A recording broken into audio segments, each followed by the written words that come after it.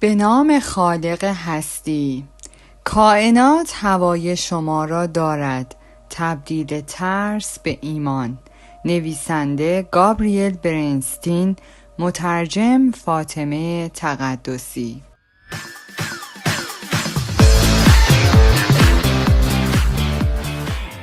مقدمه مترجم: لازمه رسیدن به آرامش، رهایی از بند ترس و تسلیم شدن در برابر خواست خداست و این امر امکان نمیپذیرد مگر به کمک نیروی عشق. ریشه تمام مشکلات بشر تنها در یک کلمه خلاصه می شود: ترس. آنچه مانع رویارویی ما با حقیقت زندگی می گردد ترس است. هر یک از ما در زندگی خود ترس‌هایی داریم که به گمان خود بر آنها فایق آمده ایم، اما حقیقت آن است که تنها در پس آن ترس‌ها پنهان شده و جرأت رویارویی با آنها را نداریم. ما در برابر ترس‌های خود مقاومت می‌کنیم و همین مقاومت ما را از درک زیبایی‌های زندگی محروم ساخته است.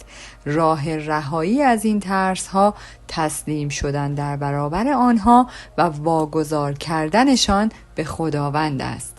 ما می توانیم به کمک عشق الهی بر ترس‌های خود غلبه کنیم، چرا که سرمنشأ عشق جهان هستی خداست.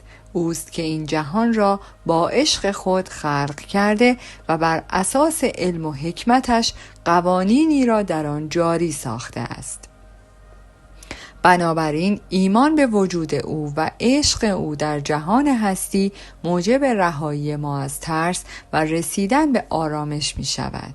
کتاب کائنات هوای شما را دارد، نوشته گابریل برنستین، به ما در فهم این مسئله کمک می کند. این کتاب به ما می آموزد که برای رها شدن از بند ترس‌هایمان ابتدا باید در برابر آنها تسلیم شویم، سپس آنها را به نیرویی برتر و بالاتر از نیروی خود، یعنی نیروی خداوند واگذار کنیم، چرا که کائنات و موجودات عالم همگی مخلوقات او هستند و تحت اراده او قرار دارند.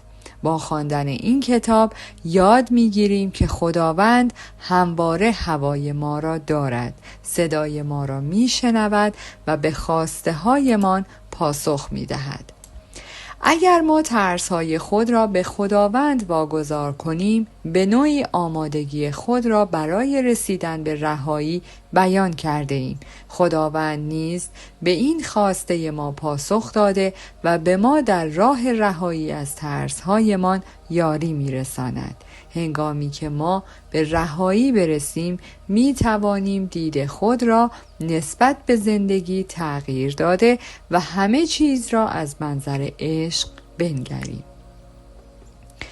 عشق زندگی را زیباتر می کند. به ما این فرصت را می دهد که باورهای غلط و افکار منفی خود را تغییر داده و باورهای جدیدی برای خود خلق کنیم. عشق به ما فرصت شاد بودن می دهد و کمک می کند تا زندگی بهتری داشته باشیم. برای داشتن یک زندگی خوب و سرشار از عشق لازم نیست خیلی به خود سخت بگیرید. همین که ترس‌های خود را رها کرده و احساساتتان را تغییر دهید کافی است.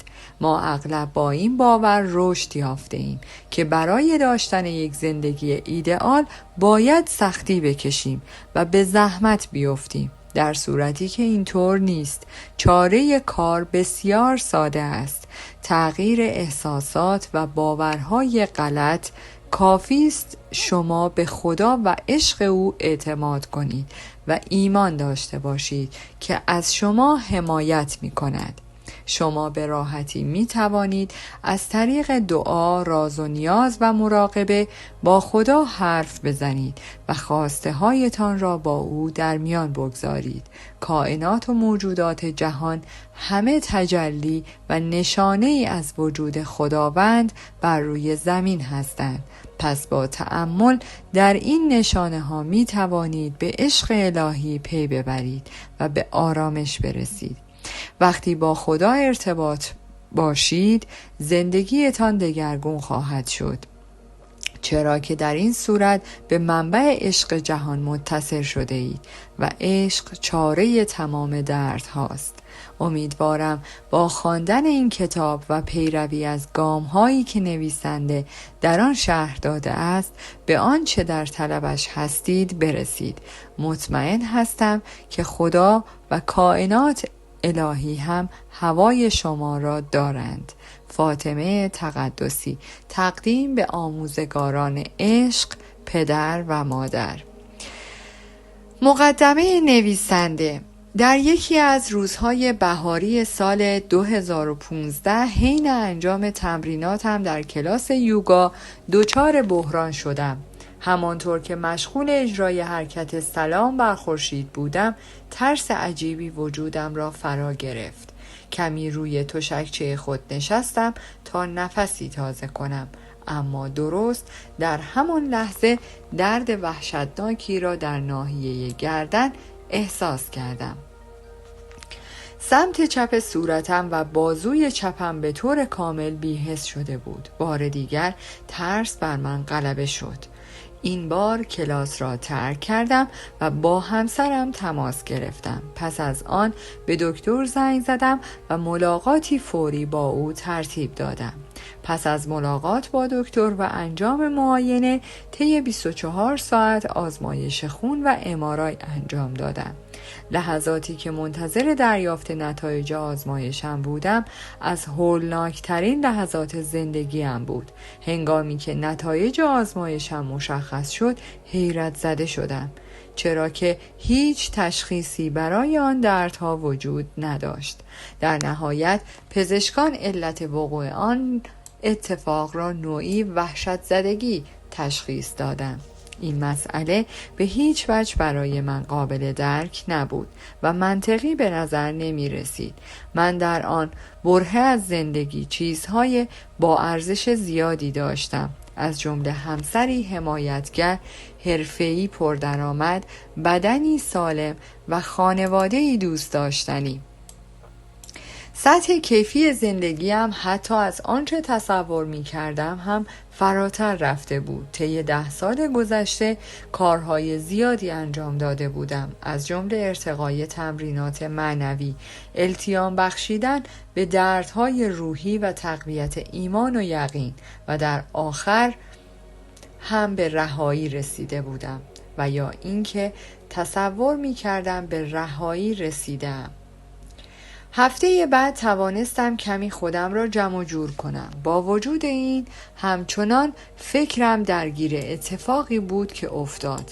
منطقم نمی توانست جوابی برای حل این معما پیدا کند و هیچگاه نفهمیدم اشکال کار کجاست. بنابراین بار دیگر تمرینات خودم را در راستای ارتقای سطح معلومات و هدایت درونیم آغاز کردم. بار دیگر نوشتن یادداشت‌های روزانه‌ام را از سر گرفتم. نخستین کلمه ها بدین شکل روی کاغذ پدیدار شدند: علت وقوع این اتفاق، مقاومتت در برابر عشق و رهایی بود. چیزی که باعث مقاومت تو در برابر شاد بودن میشه همون بخش تاریک وجودته. از آنچه نوشته بودم شوکه شدم. آیا واقعا علت اصلی دردهای جسمانی من مقاومت در برابر عشق بود؟ سالها تصورم این بود که با کار کردن روی زخمها و جراحات روحم می توانم برای همیشه به خوشحالی و رهایی برسم. تصور می کردم اگر حس امنیت را در وجودم تقویت کنم، خوشحالی و رهایی را هم می توانم احساس کنم.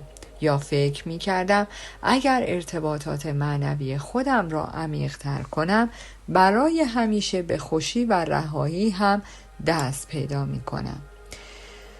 به تدریج با رشد و ارتقای نفس خود و نیز مسیری که انتخاب کرده بودم، احساس شادی و رهایی در زندگیم پدیدار شد. جهان بیرون حال خوش درونم را منعکس می کرد و زندگی روی خوشش را به من نشان می داد. اما طولی نکشید که ترس مثل یک مکانیسم خودکار عمل کرد و هر آنچه در توان داشت به کار گرفت تا مرا به مقاومت در برابر عشق و نوری که در وجودم پرورش داده بودم وادار کند.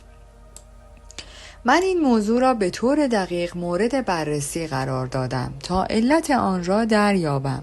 پس از بررسی‌های بسیار نهایتاً به این نتیجه رسیدم که علت اصلی آن مقاومت در برابر عشق است.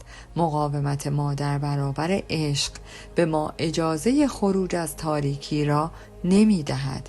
به همین دلیل است که ما همواره بر الگوهای غلطی که مانع موفقیتمان هستند اصرار می‌ورزیم.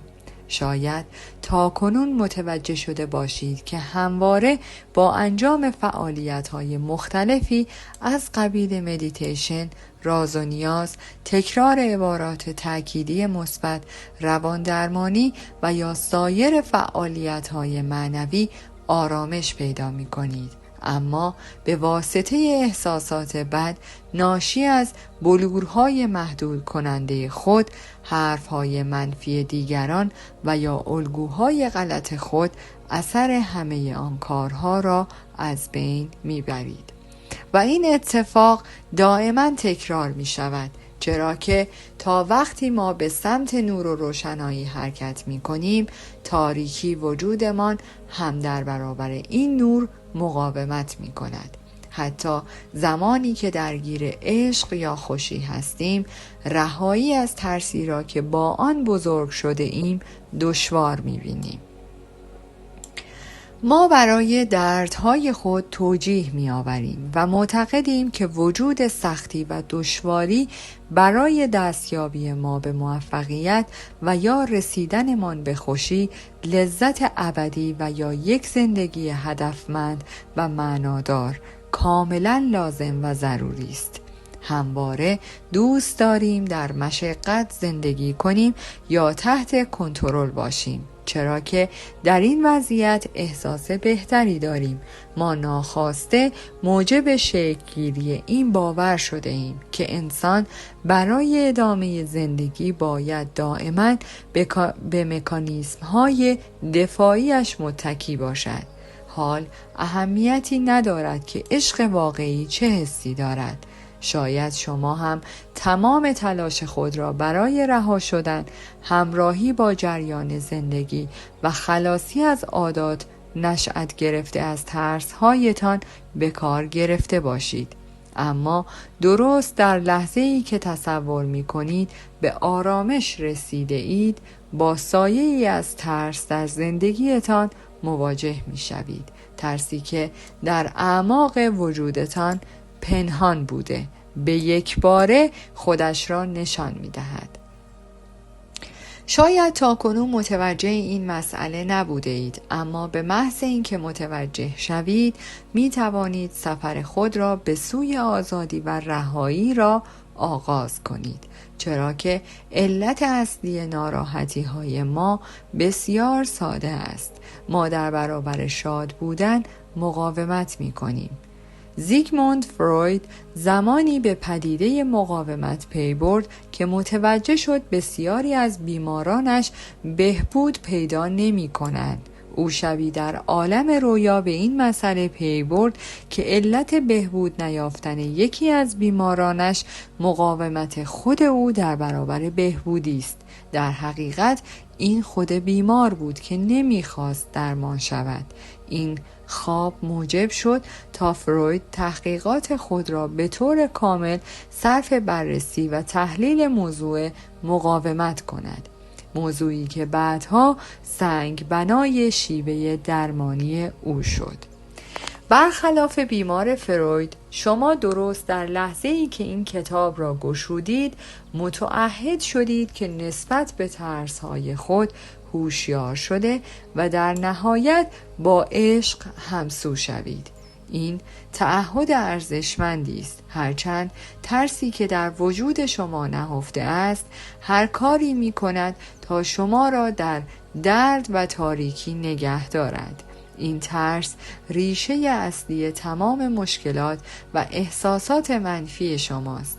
برای اینکه بتوانید از اعماق وجودتان به عشقی که از جانب کائنات برای شما فرستاده می شود پاسخ مثبت دهید، نخست باید به مسائلی که در مقابل آنها مقاومت می کردید نگاهی انداخته و طرز فکری را که به اشتباه مایه آرامش، امنیت و اساس زندگی خود قلمداد می کردید به کلی از یاد ببرید.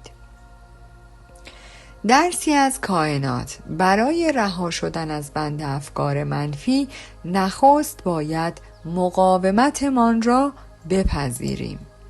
همانطور که ذهنیت صلح طلب وجود ما تمایل دارد همواره در آرامش باشیم، ذهنیت غلط دیگری نیز در درونمان وجود دارد که مدام تکرار می کند من نمیخواهم رها باشم، نمیخواهم دست از قضاوت بردارم، نمیخواهم خودم را از قید و بند زندگی آزاد کنم. بهترین تمرین برای رهایی این است که علت مقاومتمان در برابر آن را پیدا کنیم. وقتی قبول کنیم که به ترس‌هایمان خو گرفته ایم، می توانیم خودمان را از شر تمام اتفاقات گذشته و ترس‌هایی که ما را از مسیر معنویمان دور می کردند خلاص کنیم. ما می توانیم خودمان را به خاطر درست انجام ندادن کارهایمان ببخشیم. می توانیم به خاطر پایبند بودن به الگوهای قدیمی و کهنه خودمان را عفو کنیم. پذیرش تاریکی درونمان بهترین راه برای پایان دادن به مقاومت ماست. در بخشی از متن کتاب دوره‌ای در معجزات اینطور آمده: ما نباید در پی معنای عشق باشیم، بلکه باید در پی حذف موانع موجود بر سر راه عشق بگردیم و آنها را از بین ببریم. در مورد خود من باید بگویم لحظه‌ای که ترسم را پذیرفتم هراسم از بین رفت.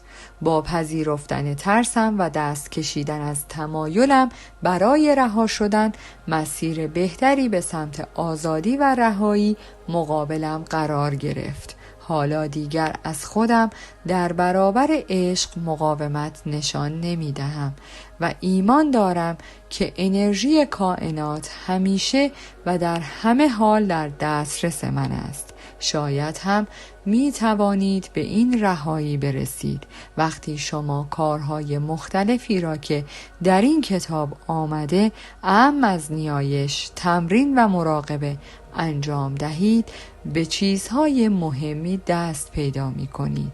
در آن لحظه شما با عشق به ترسهای خود می نگرید و تصمیم می گیرید که نظام فکری خود را به کل تغییر دهید. این تصمیم راه شما را برای رسیدن به خوشبختی هموار خواهد ساخت. رهایی از نظام فکری پیشین خود و رسیدن به یک نظام فکری جدید مستلزم تمرین است، اما این تمرین آسان‌تر از آن است که تصورش را می کنید. بهترین تمرین در واقع همان تمرین تسلیم در برابر عشق کائنات است. هر فصل این کتاب نیایش ها، عبارات تأکیدی و تمرینات ساده‌ای ارائه می دهد که شما را در رها کردن ترس هایتان و تبدیل آنها به احساسات خوب و مثبت یاری خواهند کرد. نکته مهمی که وجود دارد این است که نیاز نیست شما ذهن خود را خیلی درگیر این تمرین ها کنید. همین که به آنها عمل کنید کافی است. ممکن است شما در طول مطالعه احساس کنید یکی یا دو تا از تمرین ها تأثیر عمیق‌تری روی شما می‌گذارند و آنها را بیشتر از بقیه تکرار کنید.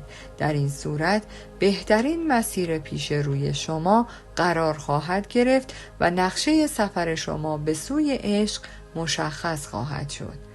با وجود این من شما را به جای اینکه به برنامه‌ای خاص یا راهکاری ویژه محدود کنم، صرفاً به یک جمله راهنمون می‌شوم: از ترس رها شوید تا دوباره به آرامش برسید. هرچه خواسته خود را بیشتر به یاد بیاورید، برای دریافت آن نیز ظرفیت بیشتری پیدا می‌کنید. تمرین مقاومت در مسیر معنوی صرفاً برای این نیست که شما به یک فرد مراقب، مهربان یا روشنفکر مبدل شوید، بلکه برای این است که شما بتوانید خود را تا جایی که ممکن است در برابر عشق تسلیم کنید. در واقع هدف اصلی این کتاب هم همین است. تمرینات زیادی در این کتاب وجود دارد.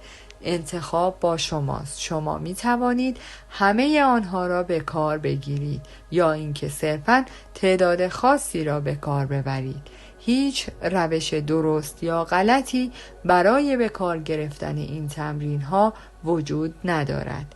فقط تمرین ها را یاد بگیرید و آنهایی را که به شما حس خوبی می دهند بارها و بارها تکرار کنید. اگر تنها یک نیایش یا مراقبه از این کتاب را به صورت مداوم انجام دهید، ارتباطی عمیق را با کائنات تجربه خواهید کرد. ارتباطی که تغییری شگرف در شما ایجاد می کند. پس خیلی سخت نگیرید. هرچه بیشتر انرژی و وقت بگذارید، بیشتر موفق می شوید. درست همانطور که طرفداران اصول 12 گانه معتقدند جوینده یابنده بود. پس امروز از شما می خواهم که مقاومت خود را بپذیرید. از اینکه نتوانستید تمرین‌های خود را به درستی انجام دهید و یا اینکه اصلاً آنها را انجام دهید ناراحت نباشید و خودتان را سرزنش نکنید و در برابر منبع هدایتی که پیش روی شما قرار گرفته تسلیم باشید. هر فصل را با ذهنیتی باز شروع کنید. در این صورت آنچه را که به دنبالش هستید خواهید یافت. آنچه در این راه نیاز دارید اشتیاق برای رهایی است. رهایی از بند هر آنچه مانع همسو شدن زندگیتان با عشق الهی شده است. کتاب را که ورق میزنید به یاد داشته باشید ذهن خود را برای دریافت ایده های جدید باز بگذارید. صبور باشید و یقین بدانید کائنات هم هوای شما را دارد.